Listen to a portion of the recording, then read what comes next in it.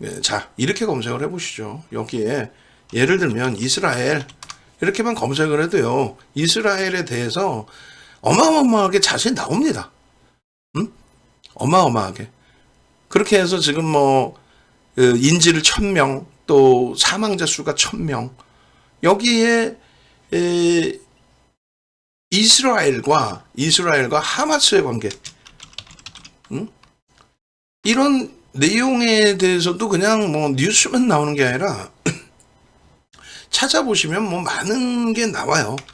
많은 내용들이 하마스 관련해서도 통합적으로 다 놓고 통합 검색을 하시면 결론적으로 그 내용들은 차분차분하게 여러분들이 따져보시면 된다는 거예요. 근데 이제 지금 기준에서 이제 제가 우리 그 회원님들 방에 평상시에는 주말에 이제 좀 쉬시라고 잘 안 올려놓는데 이번에는 올려놨어요. 그죠? 올려놓고 조금 저도 이제 그 건강 컨디션이 좀 애매모호해서 이렇게 무방을 한다라는 부분에 대해서는 미리 이제 다 말씀을 드리지 못했습니다. 그런데 여기 보시면은 이렇게 돼 있어요. 우리 사랑사랑님 포트폴리오 전략에 대해서도 올려드리기도 했고 그 다음에 2차 전지 요거부터 나왔죠. 우리 케빈 선생님께서 이스라엘 하마스 교전이 일어났다. 뭐 이런 내용들을 올려주셨고 그 다음에 제가 이런 내용도 같이 올려드렸어요. 결국은 뭐 외환시장에서 그렇게 큰 변동이 나오지는 않았단 말이에요. 그리고 또 마찬가지로 원자재 시장 또 마찬가지로 지수 기준에서 아시아 시장의 이런 내용들 뭐 오늘 9일 12시 25분 낮 12시 25분 기준입니다. 오늘 체육의 날로 일본이 또 쉬어요. 휴장을 했어요. 이게 동시간대에 열리는 우리나라와 동시간대에 열리는 호주 같은 경우가 0.44 플러스였고요. 그리고 항생도 휴장이고 상해 종합지수에 대해서도 그러니까 좀 요즘에 뭐 인터넷이 많이 발달해서 많은 분들이 인터넷상에서 정보를 얻으시기도 하고 하시는데 객관적으로 항상 보셔야 됩니다. 궁금하시면 아까처럼 그냥 제가 네이버 이렇게 보여드린 것처럼 아니 어떻게 모든 분야를 윤정두가 다 알 수 있어요. 업종이나 종목도 마찬가지예요. 애널리스트들이 열심히 분석해 주신 내용 제가 해석하는 거죠. 결론적으로 이제 중국 상해 지수 같은 경우 상하이 A 지수라고 표현을 하는데 심천 A 지수도 있고요. 외국인들의 지분 한도가 굉장히 제한적입니다. 굉장히 제한적이기 때문에 그 부분에 대해서 이제 외국인들이 실질 투자를 할 수 있는 거는 홍콩 H 지수예요. 항상 H 지수. 항생 쪽은 이제 홍콩만 따로 있는 거고, 홍콩에 이제 중국 H 지수가 또 따로 있죠. 그러니까 그런 부분들이 이제 좀 혼란스러우면은 찾아보시면 돼요. 근데 어찌됐든 항생도 이제 홍콩 쪽은 오늘 뭐 휴장이었고, 상하이 쪽이 0.65. 중국 본토의 지수가요, 미끄러질 때 많이 밀릴 때는 2015년도 같은 경우에, 그때도 이란의 핵 문제가 있었어요.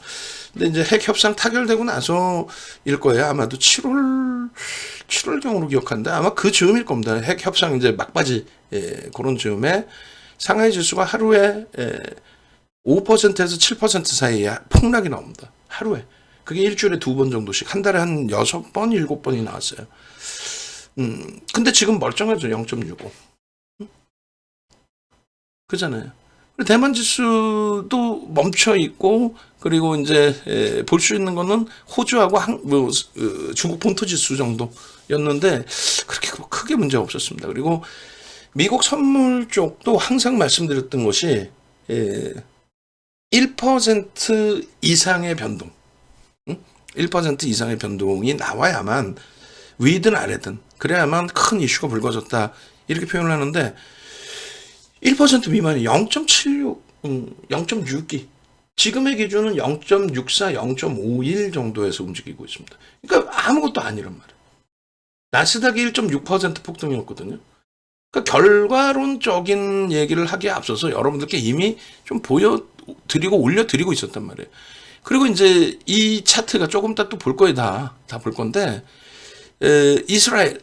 이스라엘의 차트입니다. 그렇게 해서 이스라엘의 차트가 6.47% 1712포인트에서 움직였어요. 오늘 1712포인트. 근데 지금은 어떻게 됐냐면요. 지금 이스라엘이 어떤 식으로 움직이는지 제가 정확히 모르겠어요. 그 시간대를.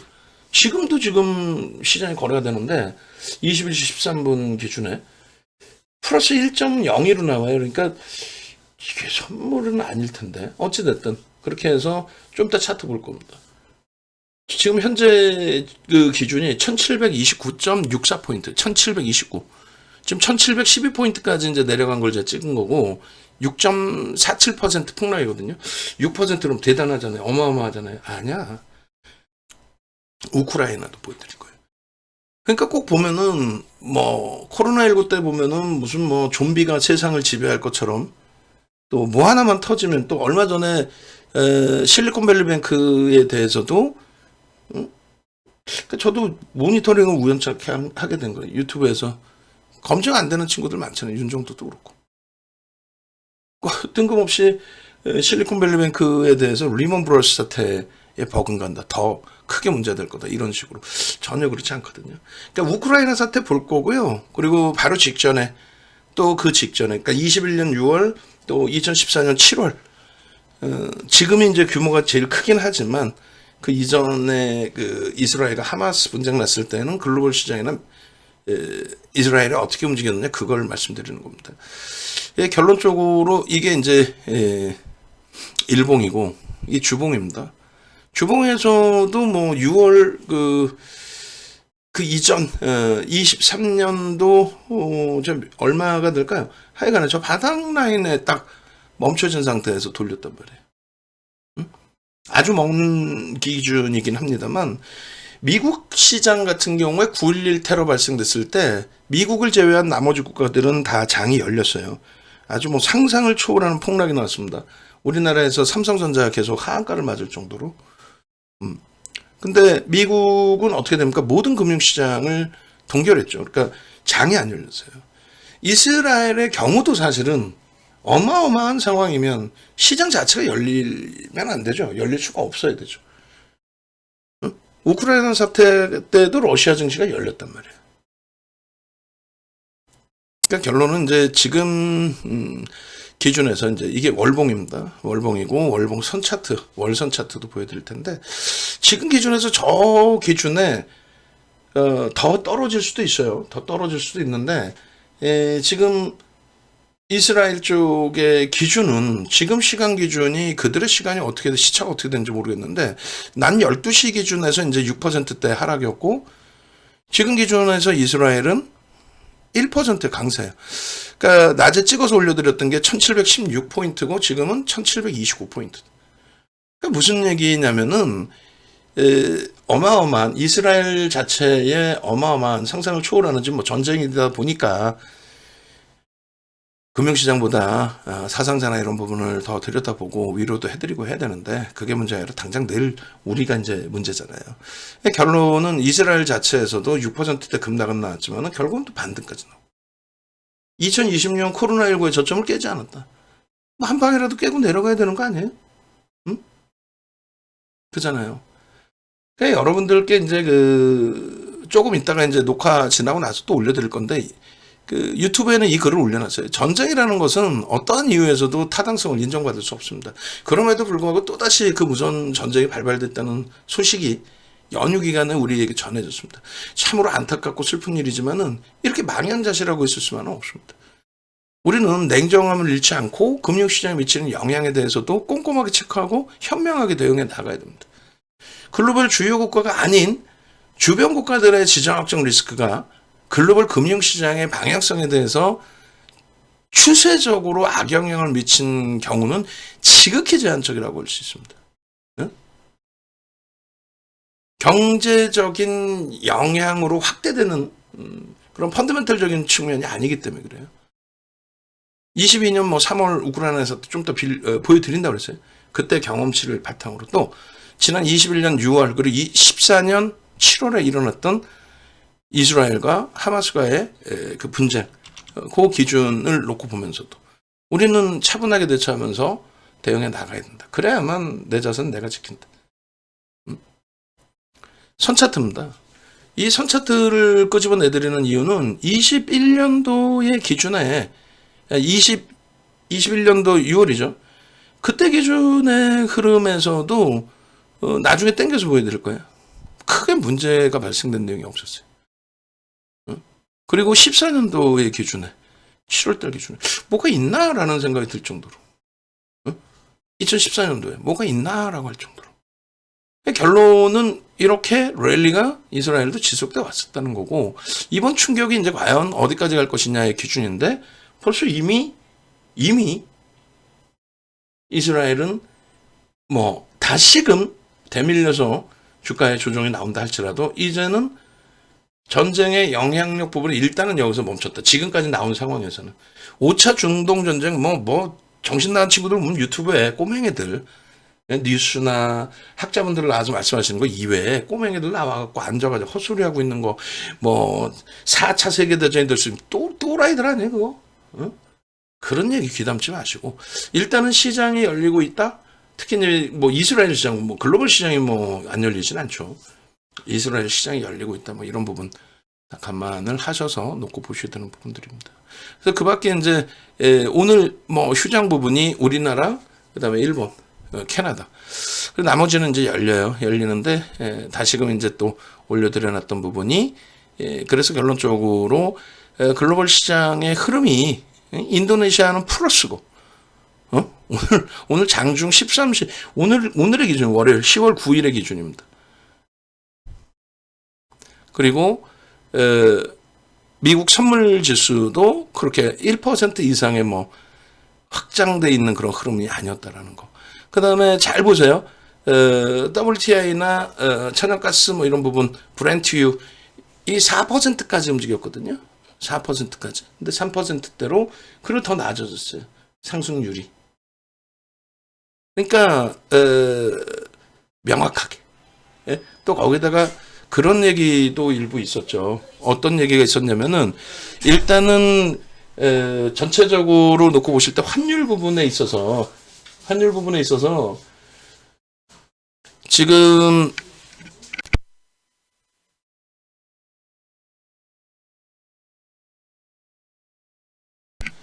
환율 부분에 있어서 예전에 리먼 터지고 난리가 났을 때는 엔화 강세가 그러니까 뭐 이렇게 표현을 한 거죠. 이제 그 안전자산의 기준은 엔화다 이런 표현을 했었단 말이에요. 그리고 그것이 2015년까지 그랬습니다. 또 2016년도에도 그랬습니다. 무슨 얘기냐면 2015년도에 그렉시트 그리스의 문제가 발발하고 그리고 2016년도에 브렉시트 영국의 문제 발생이 됐을 때에도 엔화의 강세 쪽에 무게감이 있었단 말이에요. 근데 이제 그 이후의 흐름에서는 지금은 이제 미국 쪽의 기준에 인플레이션을 잡기 위한 기준이 가장 큰 것 중에 하나가 뭐예요? 가장 큰 것 중에 하나가 강달러 기조를 가져가야 수입 물가를 안정화시킬 수 있고 그래야 인플레이션을 좀 잡을 수 있는 거죠. 그게 이제 정책적인 기준이 됩니다. 그러다 보니까 이제 엔화 약세가 되는데 뭐 어느 쪽이든 달러든 엔이든 뭐 지금의 기준은 달러의 기준이 되겠죠. 글로벌 시장에서 불확실성이 확대된다? 그럼 달러의 강세가 나와야 되는데 초강세 흐름이 연출이 돼야 되는데 결국 또 뭐 그렇지 않았다라는 거예요. 응? 뭐 변동률이 조금 확장된 건 있지만 그래서 그런 내용들을 계속 올려드렸어요. 계속 올려드리고 그리고 이러한 그 내용들 속에서 시장의 변화 시간이 지날수록 이게 16시입니다.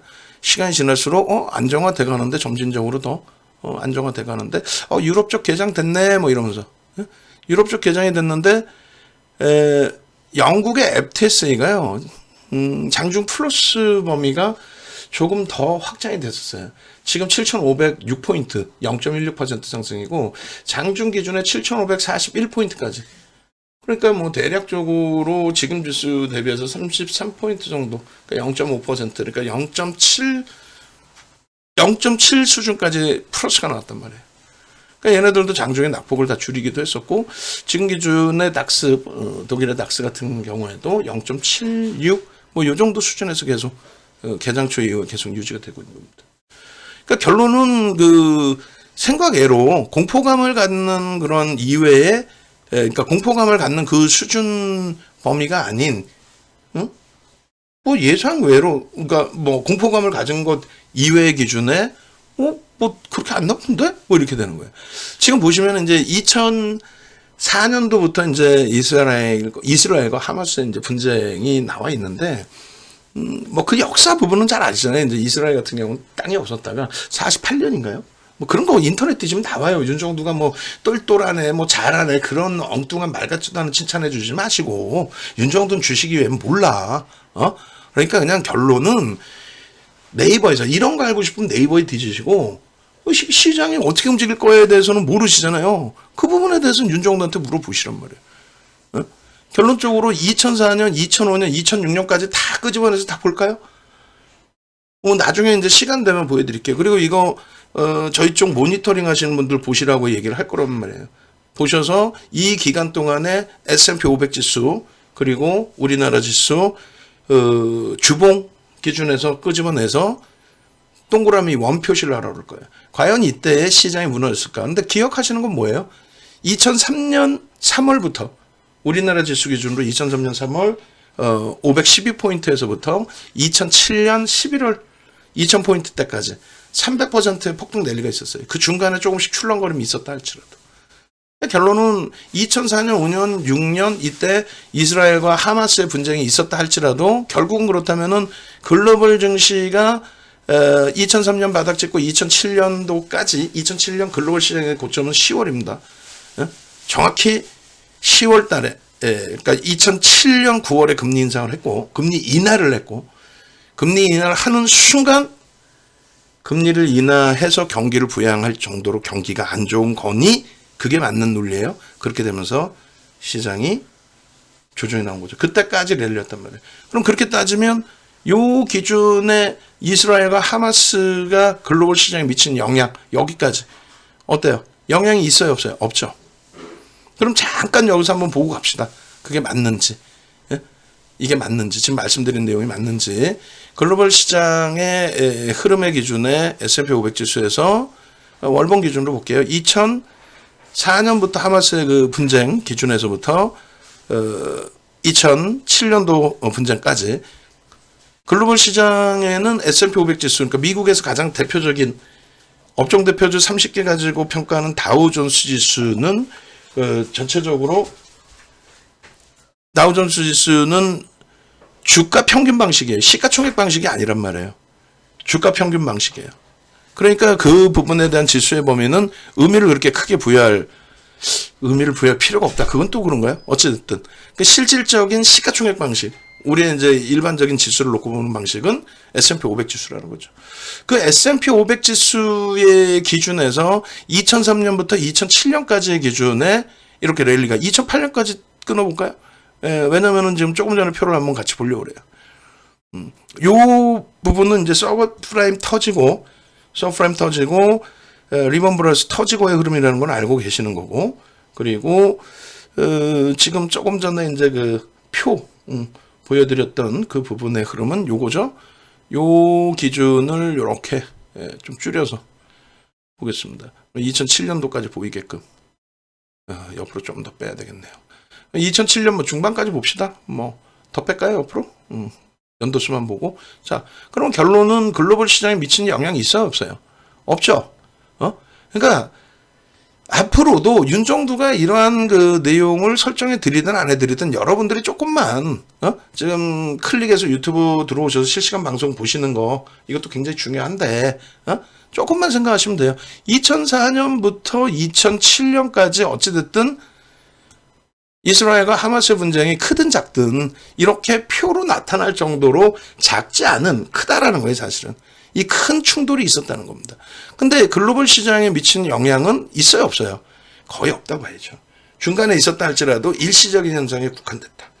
글로벌 시장은 우리나라 지수도 3월 달에 512포인트 찍고 7년도 11월 달에 고점 찍은 게 2000포인트를 넘겨요. 500에서 1500이 올라와서 2000이 넘어간 겁니다.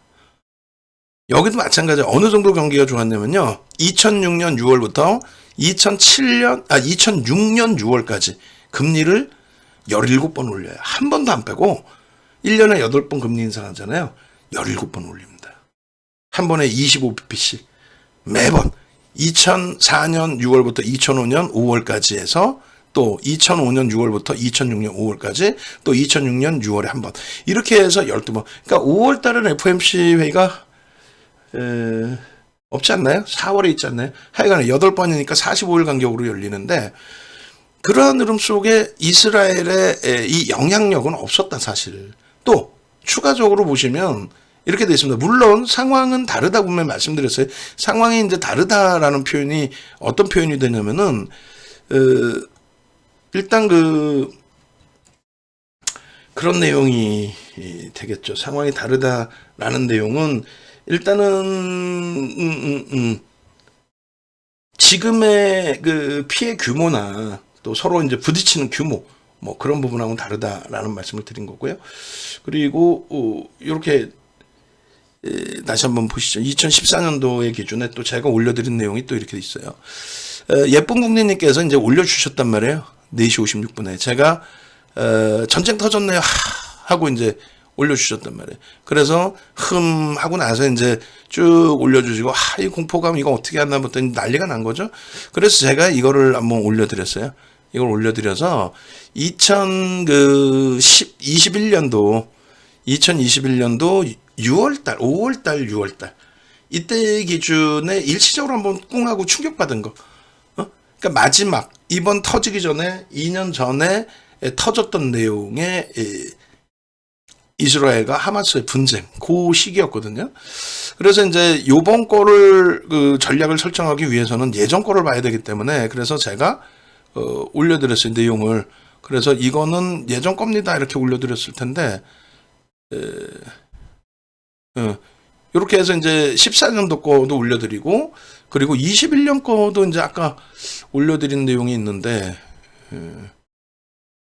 어디 있으려나 하여간에 그렇게 해서 이제 그 내용들을 쭉 올려드린 거고 결론적으로 21년도 14년도 거는 이제 여기서 지금 놓고 보시면 되겠죠. 12년도도 있고 뭐 다 있습니다만 가장 마지막 두 개를 더 본다면 14년도 4월, 6월, 7월 14년도 4월, 6월, 7월 그렇게 해서 14년 4월, 6월, 7월 아무 일도 없었네.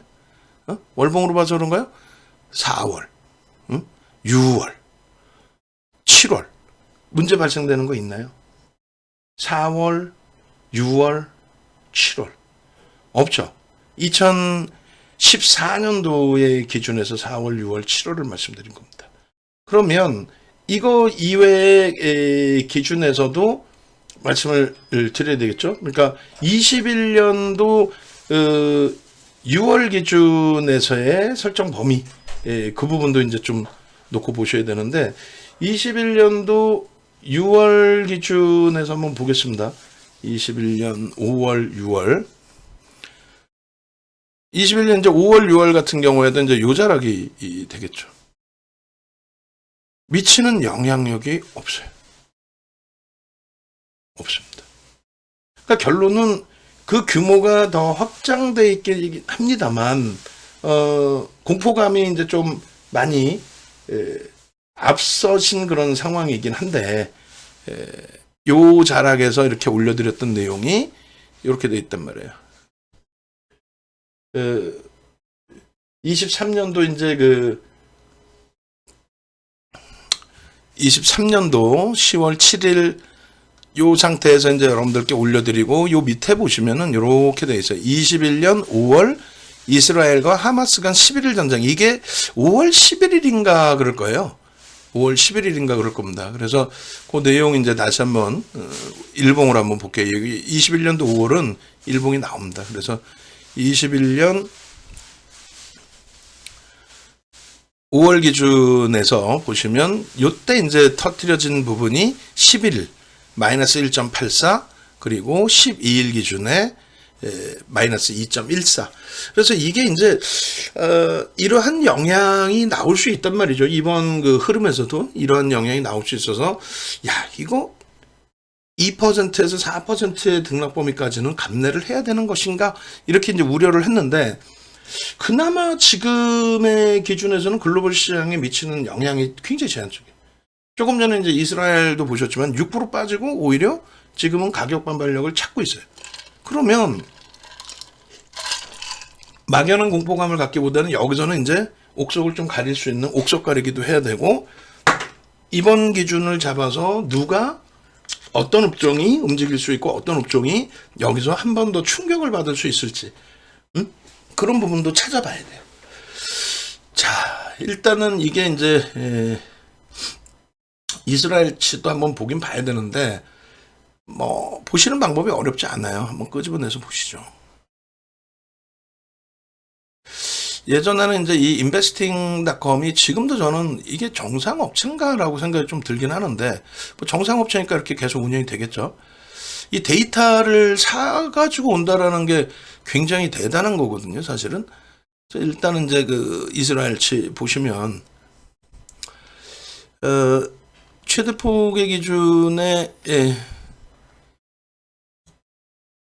쪽으로 넘어와서 봉차트로 보고 봉차트 그렇게 하고 일본 기준에서 작년 이게 더 키울 수가 있긴 한데 더 키워버리면 제가 지금 방송창을 그렇게 크게 띄워놓은 게 아니라서 이게 땡겨지나 안 땡겨지는구나 또 5월달 6월달을 좀 집중해서 보면 되겠죠. 5월달 6월달 자 5월 11일과 12일인데 이게 이스라엘 차트란 말이에요. 21년도 5월하고 5월 여기서 이렇게 보시면 5월 11일 날 같은 경우가 그러면 요 자락인가요? 날짜가 위에 나오네요. 어쨌든 여기 있네요. 5월 10일 그리고 5월 11일 뭐 이렇게 돼 있잖아요. 요 자락이 요 충격범이었단 말이에요. 그럼 미국이 10일까지 충격을 받았던 거는 그렇다면은 뭐 사실상은 어떻게 된다? 이스라엘의 요인이 아닌 그 당시 기준의 다른 요인의 기준일 수도 있었다라는 거예요. 왜? 얘네는 지금 10일 날 하루 충격받고 11일, 12일 날 돌린 거거든. 시차의 발생이 있겠죠. 결론적으로 이스라엘의 지난 그 21년도의 흐름에서도 전체 추이에 뭐 지금하고 규모는 조금 다르다 할지라도요. 크게 무리수 문제가 없었다라는 말씀을 드리는 거고 감히 말씀드리면 그리고 마찬가지 14년도의 그 기준에서도 보시게 되면 이제 정확히 이제 7월부터 좀 더 그 확장이 된 거예요. 문제가 더 커진 게 7월부터거든요. 그 이스라엘 소년들 3명이 납치를 당하고 그리고 나서 이제 갈등이 불거지기 시작을 했고 그리고 나서 이제 7월 초에 결국은 그 소년들이 주검으로 발견이 됩니다. 그렇게 되면서 대규모로 이제 일방적이죠. 사실 이스라엘이 가자 지구에 포탄을 날리고 피해자도 많이 발생되고 그 기준에서 이스라엘의 시장 자체도 역시 마찬가지로 크게 문제가 됐느냐라고 했을 때 상승 추세에서 7월 달의 기준에 7월 초의 기준이면 여기고요. 그리고 이제 7월 말이 여기입니다. 그래 지상군을 진입시킨 게 7월 잠시만요. 그것도 올려드렸는데 지상군을 투입한 것이 아마 요때인가 뭐 그랬을 거예요. 그래서 보시면 이게 제가 올린 건가요? 이거는 잠시만요. 요거는 유튜브의 기준인 거고 요 뉴스에 아마 나올 건데 14일 경이네요. 14일 경에 요 내용은 나중에 여러분들이 찾아서 한번 보시면 될 거고요. 14일 경에 7월 14일 7월 중순 그러니까 요 정도의 14일이면 여기네 여기 이제 지상군이 진입을 한 거고 그러고 난 이후에 이제 점진적으로 조정을 좀 받다가 결론은 그게 바닥에 대해서 또 랠리가 이어졌단 말이죠. 그러니까 결론적으로 그 조금 전에 이스라엘 쪽에 차트를 월선 차트를 이렇게 올려드렸어요. 먼 기간 동안에 이걸 놓고 보시더라도 결과적으로는 지금 제일 중요한 게 그거예요. 뭐 다른 거 뭐 지금 수아파가 어쩌고 뭐 중동에 지금 정세가 어쩌고 이란이 참전하면 어떻게 되고 얘네가 왜 참여했는지 그거 따지면 뭐 하겠냐 이거야. 여기가 2014년도가 여길 거 아닙니까 지금. 그죠? 21년도가 요 자락일 거 아니에요. 20년 요 코로나19 찍은 거고 이게 20년 코로나19 찍은 거고 멀쩡하잖아요.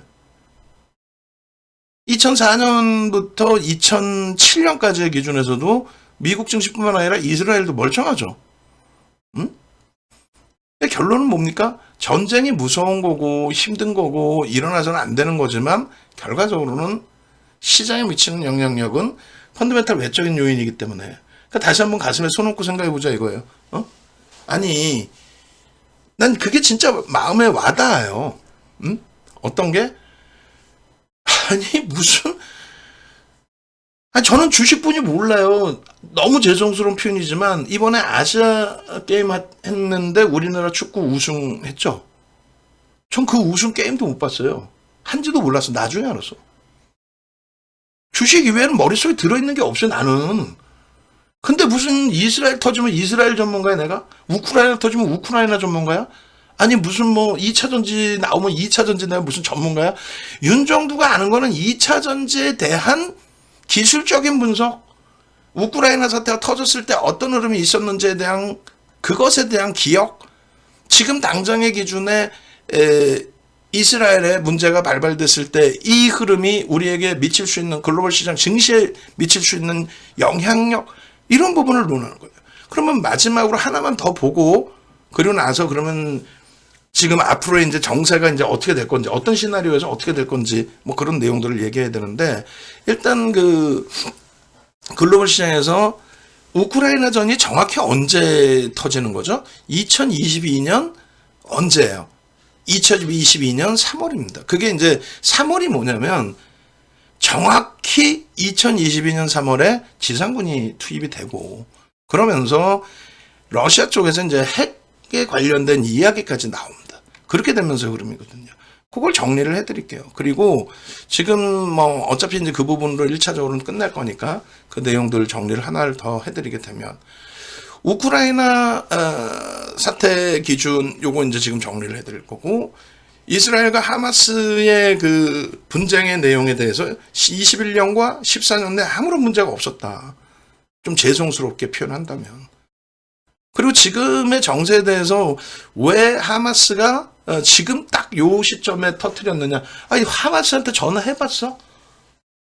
근데 이 중동 문제 전문가 분들께서 말씀하신 거 저도 좀 들어봤어요 오늘. 그 부분에 대해서 제가 들어도 납득될 만한 내용들 또 그분들이 저보다 월등하게 중동 문제에 대해서는 제대로 알고 계시니까 그런 내용을 참조를 해서 해석을 해드리면 좋은데 꼬맹이들 나와가지고 유튜브에서 내가 금융 뭐나 돼 뭐 내가 주식쟁이 해가지고 윤정도처럼 수익률 돼 그러면 막 파생하고 주식 해가지고 1위를 막 7번 8번씩 우승한 친구들이 있어 없잖아.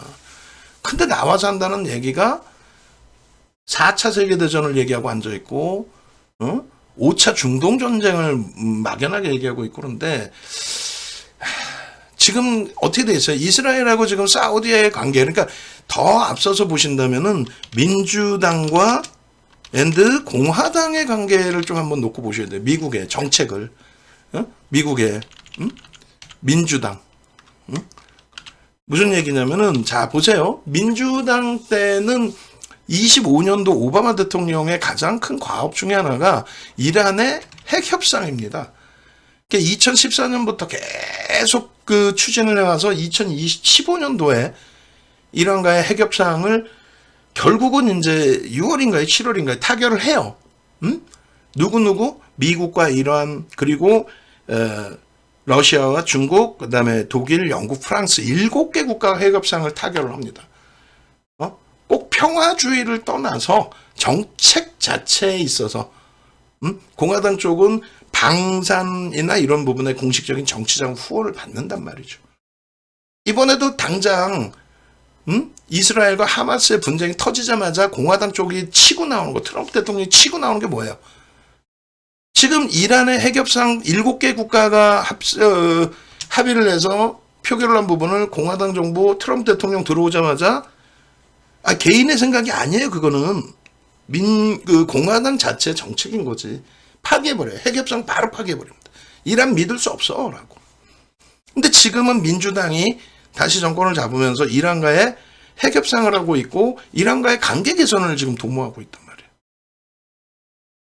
그렇게 되면은 이란하고 이스라엘은 또 적대적이라는 거 알고 계시잖아요. 그러니까 이런 뭐 기본적인 내용은 아시는 건 거고 그거를 또 기본적 내용이라고 하더라도 그걸 모르셔도 상관없는 거죠. 우리는 금융시장 위주로 보시면 되는데 결론은 하여간에 이 관계가 이렇게 돼 있단 말이에요.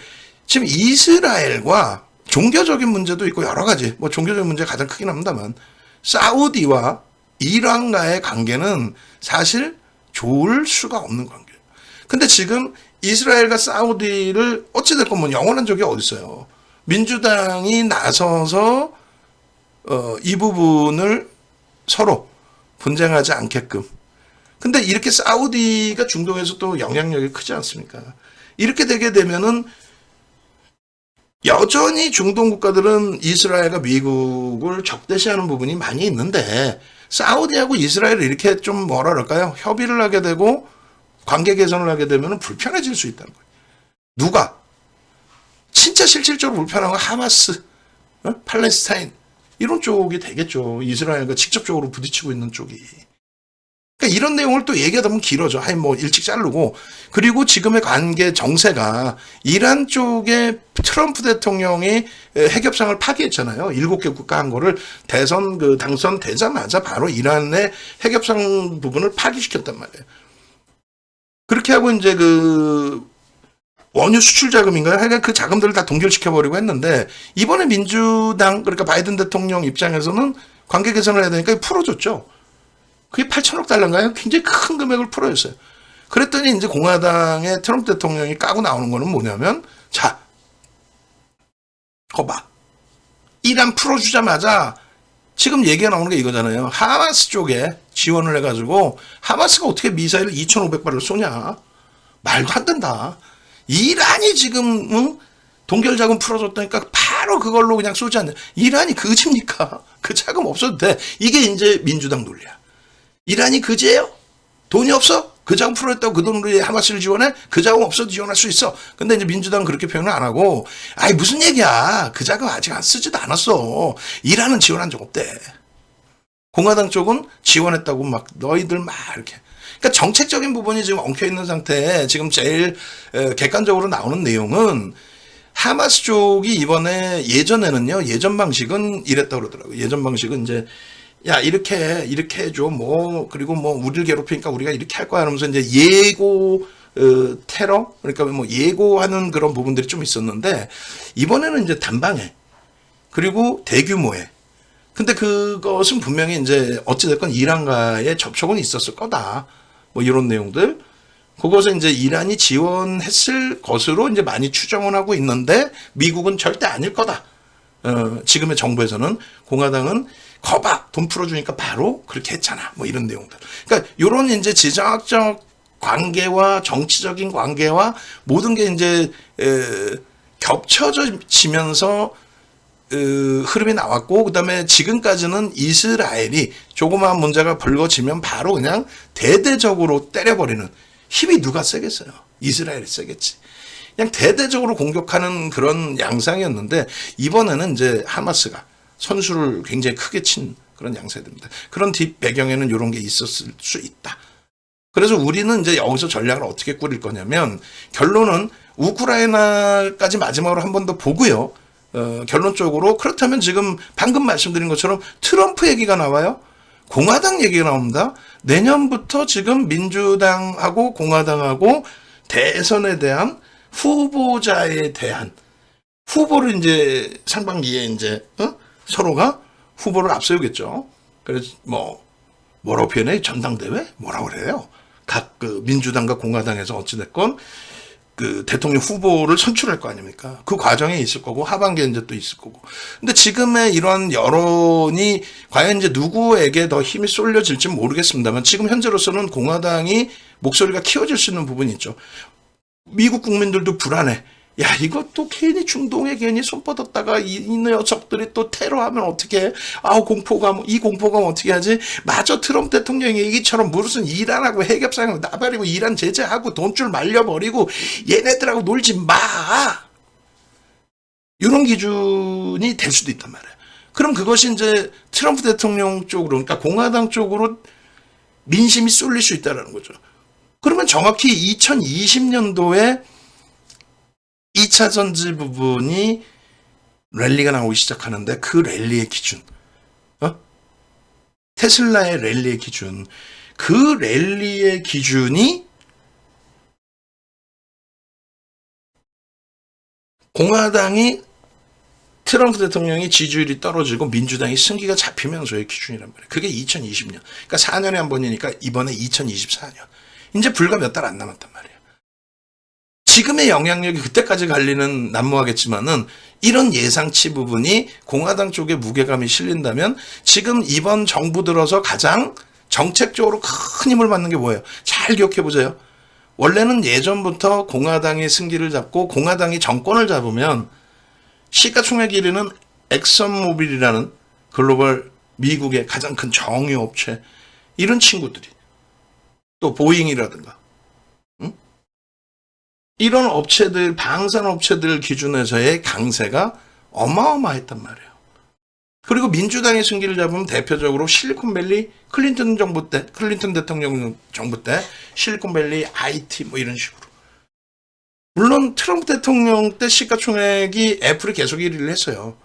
애플이 계속 1위를 하고 IT가 계속 최상위에 놓여졌습니다. 그거는 뭐 시대가 바뀌면서의 기준이 될 수도 있는데 어쨌든. 민주당 쪽에 오바마 대통령 정부 때 대규모 그린 정책이 있었잖아요. 그 그린 정책 우리나라 똑같이 받아와서 LED, 이명박 전 대통령 정부에서 LED 산업이라든가 이런 부분에 그린 정책을 많이 따라했단 말이에요. 지금의 기준은 뭡니까? 예전처럼 민주당 정부가 들어와서 IT의 기준도 있었고 또 신재생 에너지의 기준도 있었는데 이번 정부 그러니까 대선 과정에서부터 2020년부터 불거져서 터져 나온 거는 테슬라란 말이에요. 테슬라 16배 오릅니다. 그 정책이 민주당이 있음으로써 유지가 될 것이냐 아니면 공화당 쪽으로 승기가 좀 잡혀가면서 정책이 바뀔 수 있다라는 우려감과 함께 조정의 확장이 나올 것이냐. 이 부분을 놓고 볼 거예요. 그래서 결론은 우크라이나부터 먼저 봅니다. 자, 우크라이나가 가장 최근에 있었던 전체 우리 지구, 전 인류 기준에 가장 최근에 있었던 가장 큰 규모의 가슴 아픈 전쟁이라면 전쟁의 기준이 되는 거죠. 그죠? 그 전쟁의 기준에서 정확히 이제 우크라이나 전 같은 경우는 사실은 지상군이 투입되고 그 흐름에 더 커진 기준이 되는데 그 이전부터 우크라이나 사태는 계속 꾸준히 터져 있었죠. 러시아와 우크라이나 사이의 관계는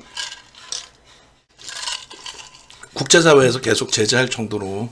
그래서 이제 뭐 2022년도에 실질적인 잘 보시면 미국 쪽의 기준에서요. 2022년 1월 달까지 사상 최대치 고가 나옵니다. 나스닥은 11월이 사상 최대치 고가, 21년 11월. 다우지수하고요. S&P 500 지수는 22년 1월 달이 사상 최대치 고점이 됩니다. 그러고 나서 고점에서 밀려요. 이거는 이제 뭐 이 설명이 또 나오면 좀 길어질 수가 있는데 짧게만 말씀드리면 21년도에 여기에 이제 대통령 취임식이 있죠. 그리고 원래는 유자락에서 긴축을 단행해야 될 위치였는데, 예? 그랬는데 그렇지 않고 바이든 대통령이 당선되고 나서 그건 트럼프 대통령이 당선돼도 똑같습니다. 경기 부양책을 위해서 2조 달러인가 1조 달러인가 2조 달러인가 지금 저도 헷갈리는데 아마 2조 달러인 것 같은데. 그래서 경기 부양책의 요건으로 2조 달러를 뿌립니다. 그러니까 지금의 엄청난 매파의 파워르장이 도저히 여기서 어떻게, 아니, 정부가, 대통령이, 어찌됐건 파월 의장도 트럼프 대통령이 임명한 거잖아요. 대통령이 자기의 임명 권한이 있는데, 아니, 어느 대통령이 됐든 돈을 뿌리겠다는데, 그리고 그건 다 뭐 상황은 다 통과됐고. 그러다 보니까 이제 그 당시에 긴축을 해야 되는데, 금리 인상이 아니에요. 긴축부터 해야 되는데, 그걸 못했죠. 그래서, 6월경에 또 7월경에 옐런 전 의장인 거고, 옐런 재무장관이 나와서, 이제는 금리를 이제 조금 올려야 되지 않을까? 이 얘기를 했다가 아주 많이 두들겨 맞죠. 왜? 그 기준에서는 정부 관료가 되니까. 왜 여당이 그걸 끼느냐. 그러니까 어찌됐든 금리를 이제 급격히 인상한 게 요 자락이에요. 그죠? 여기서부터 인상하겠다. 그렇게 되고 이제 CPI, PPI는 원래 여기서부터 그러니까 21년까지는 그래도 크게 문제되는 그 위치는 아니었는데 여기서부터 여기까지 CPI, PPI가 폭발적으로 올라옵니다. 폭발적으로 올라왔고 그리고 나서 이제 여기서 CPI, PPI가 거의 정점에 달한 거고 조금 더 올라가긴 해요. 그리고 이제 금리 내리고 본격적으로 금리 내리면서 이제 CPI, PPI가 제자리로 온 거죠. 어쨌든 그 과정 속에서 이때 오버슈팅 나온 부분들에 대한 조정폭이 좀 깊게 있었어요. 이 정도 깊게 나올지 몰랐습니다. 사실 저는 제 입장에서는 어쨌든 이제 그 조정폭이 22년 9월 말 10월 초까지 해서 조정이 나온 건데 요 과정 속에서 정확히 보시면 미국부터 먼저 보실게요. 미국 보시면 조정은 나오긴 했어요. 조정은 나왔는데 3월 달만 보십시오. 3월 달에 조정이 그렇게 문제되지 않았어요. 그죠? 3월 달에 조정이. 월간 단위로 변동률 자체도 3월 달 기준에 4.94% 좀 굉장히 크게 미끄러지기도 했지만 결국은 이제 종가가 플러스 3.58로 끝났습니다. 저점이 4.94고 종가는 3.58. 그리고 뭐 다우지수 같은 경우에도 3월 달의 기준에서 어때요? 마이너스 3.88에서 4.37로 끝났고요. 나스닥이 이제 뭐 고점 대비 좀 조정은 있긴 했습니다만 11월, 12월, 1월입니다. 이게 2월, 이게 3월입니다. 3월 기준에 나스닥 변동률이 있다 보니까 마이너스 8.7 그리고 플러스 3.41. 일본은 어땠을까요? 아시아 쪽의 기준에 21년도에 다들 뭐 조정을 많이 받았네 라고 했지만 결국은 일본 니케이 지수 같은 경우에 어때요? 최고점 기준에서 마이너스 2.27 그리고 뭐 종가는 0.73으로 끝났습니다. 21년도에. 오히려 이걸 왜 보냐면요. 자, 독일, 프랑스, 그다음에 영국도 봐야 되는데 영국을 여기서 보지를 못해요. 그래서 독일, 프랑스를 볼게요, 그냥. 그다음에 유로스타 50을 보고. 독일 같은 경우 보시면은 이게 뭡니까? 마이너스 13.98이에요. 이게 전쟁의 영향이라는 거지.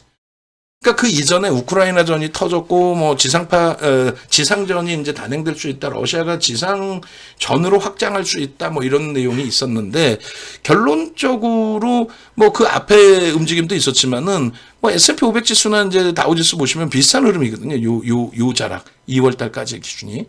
그러면 독일 같은 경우에도 2월 달까지의 기준은 조금 더 밀리긴 했지만 뭐 어찌 됐건 지정학적 리스크 포함해서 이 정도 보면은 뭐 그렇다 손 치는데 여기서 유럽만 조정을 받았다는 걸 강조드리는 거예요.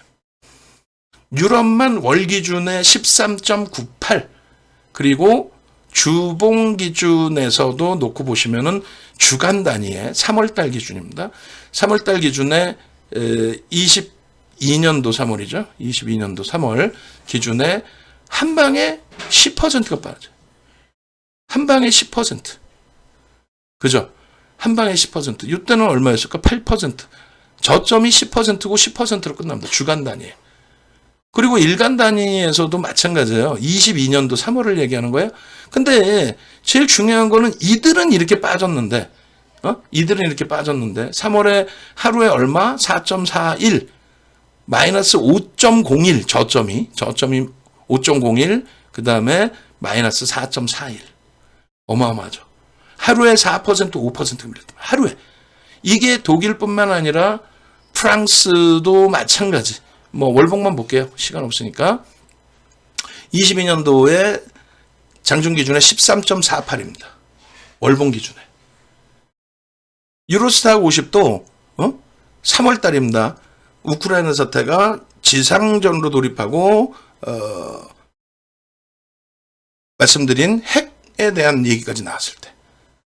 결론은 이 상태에서 일본 보시면 22년 3월 달에 멀쩡했다니까요.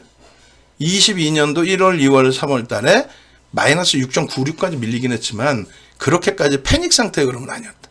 S&P 500 지수 3월 달에 마이너스 4.94까지 밀리긴 했지만. 이해되세요? 그럼 우리나라 지수 어떨까요? 우리나라 지수도 사실은 그 3월 달의 기준에서는 문제가 없었어요. 22년 3월에 마이너스 1.86에서 돌렸어요. 그러니까 이 당시에도 우크라이나전이 전 세계 4차 대전으로 연동될 수 있다. 러시아가 핵전쟁까지 일으킨다. 에이. 1부 타입을 여기서 한번 끊을 거예요. 녹화를. 그리고 계속 방송 계속 할 겁니다. 네이버에서 윤정두 검색하셔서 홈페이지 오십시오. 홈페이지 오셔서요. 전화번호 여기 있습니다. 전화하십시오. 함께 하십시오.